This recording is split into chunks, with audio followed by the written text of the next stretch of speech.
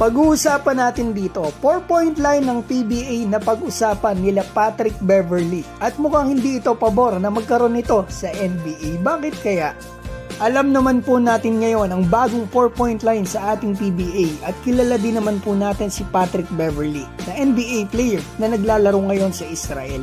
Natanong po ito ng kanyang co-host sa kanyang podcast about po ito sa 4-point line sa PBA at kung nakita na nga daw ba ito ni Beverley. At sagot po ni Beverley, nakita na niya daw ito. I saw in the Philippine Basketball League, while we're talking about deep shooters, that they're having they introduced a 4-point line. Do you see them shooting 4-pointers? I seen that. I seen Paul George play against somebody, hit a 4-pointer to win a game. I seen that. It doesn't even look that far. At natanong pa po si Beverley kung anong masasabi niya sa 4-point line sa Pilipinas at kung ano ang palagay niya kung magkakaroon nito sa NBA. Kaibigan, base po sa sagot niya, mukhang hindi ito pabor sa 4-point line para sa NBA. Pwede pa daw itong subukan dito muna sa NBA G League kasi sa NBA daw babagsak daw ng malaki ang percentages ng bawat teams. Makakascore nga daw ng malaki pero babagsak naman talaga daw ng malaki ang shooting percentages. 4-point in the NBA game is wild. But I don't put it past the NBA.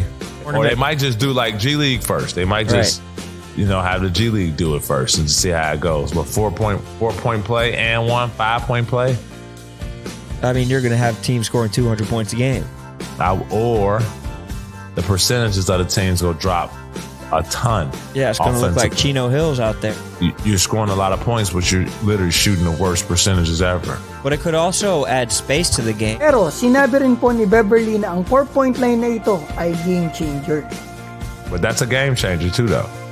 Yeah, it would wipe out two-possession game. You down 7. Nothing. That's nothing. That's a 4 and a 3. Yeah, or 2 4s. Now you win it. 2 4s and you're winning. You win it. You know what I'm saying? You get to hit a 4, get a stop, hit another 4. You win it now. So talagang game changer ang 4-point line ng PBA. Gaya na lang po na nangyari 2 weeks ago. Converge versus TNT. Lamang ng 3 TNT na talo pa. Nadali ng 4-point shot. So itong mga kaibigan, maaari na po kayo mag-comment sa baba. At babatiin ko lamang po si Richard Martir, Jaylan, Ludi Lianas, PJ Manso, Alvin Joseph Anova, Inigo Herbas, Super Ninja, Chili Fino Official, Michael Manus at Reynante Pulong. Mga kaibigan, maraming salamat po sa inyo.